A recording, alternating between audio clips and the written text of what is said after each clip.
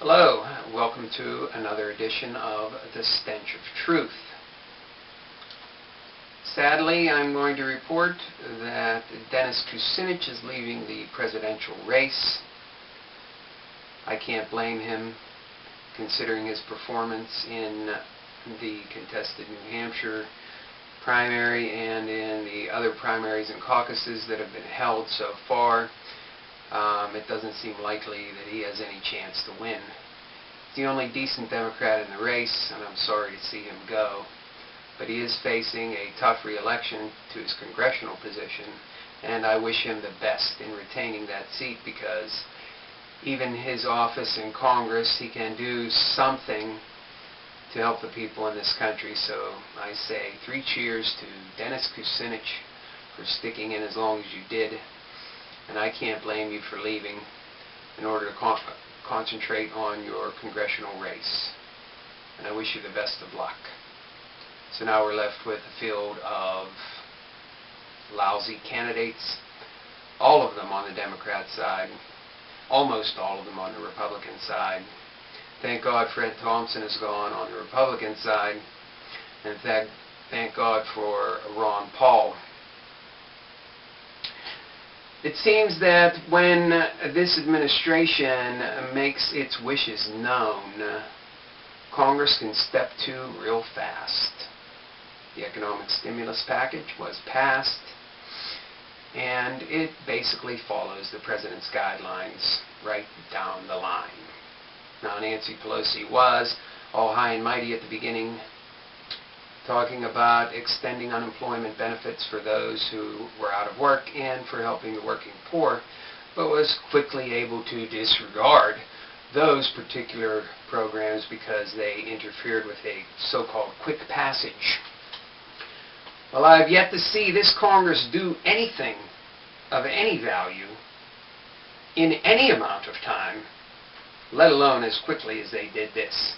So it seems that the supposed gridlock in Congress is able to be miraculously washed away whenever something this administration deems vital is needed. So I hope you appreciate the irony of that. Their total inability to pass any type of meaningful legislation for all the time that they've been in office, and yet to reach this deal on an economic stimulus package so quickly.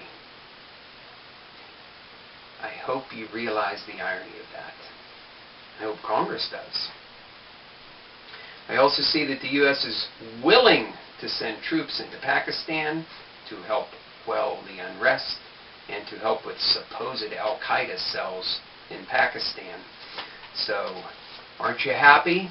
The vast majority of people in this country are not happy with the war we're currently fighting in Iraq and with our involvement in Afghanistan, which is suddenly a NATO thing. We're sending more troops into Afghanistan as well. So, I made a prediction about Pakistan being next on the list. It may come true sooner than I thought it would. Now, Pakistani authorities have not requested aid as of yet, but you can bet your bottom dollar that the U.S. is already working on ways to get troops in there, whether they ask for it or not. So, sadly, our overextended military will be overextended even more. Our debt will increase even more. The economic stimulus package will do nothing. And once again, the President and the Congress will have failed to see the real problem and to offer a real solution for the long term. I also see that Italy's government has collapsed, which apparently has surprised no one. I can only say kudos to the CIA for the continued reverberations of Operation Gladio in Italy. If you don't know what Operation Gladio is, just do an internet search on it and you'll find a lot of information. Basically, it was a CIA operation to pit right and left against each other and created and manufactured terrorist activities in order to destabilize the Italian government for as long as they wanted to. And basically, since World War II, Italy has never been the same. So, when the CIA gets it right, they really get it right.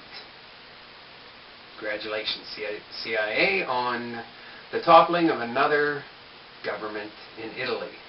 Now, whether you actually had a hand in this right now doesn't really matter.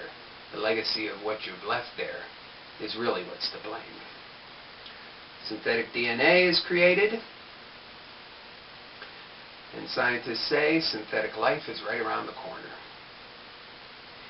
Well, I wouldn't be surprised if some superbug wipes out the entire population of the world, and I'll be even less surprised that superbug turns out to be a synthetic life form created in a lab somewhere. I'm not against science and technology or the pursuit of knowledge. I think there are things that humanity strives for and needs. However, I am against hubris.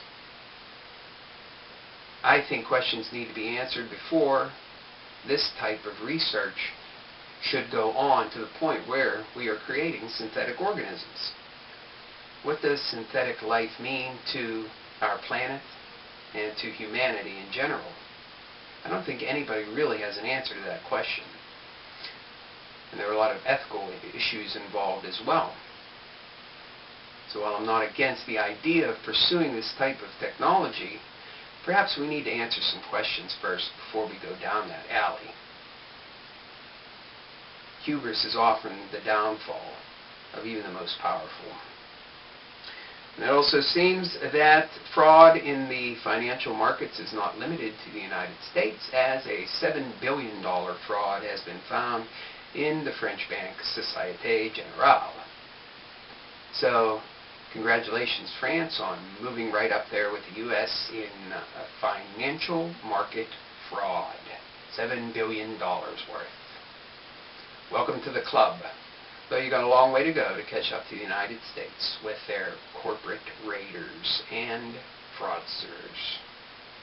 So in summation, economic stimulus does nothing, does not address the real problem, will only stave off the inevitable as a best case scenario, and I do not even think it will do that. Democrats in the Congress show that they are capable of passing legislation in a timely manner, but not apparently anything that any of us want, only what the administration wants. Kucinich is leaving the presidential race, sadly leaving a bunch of losers left to run in his wake. But I can't blame him. Thank you. Good night.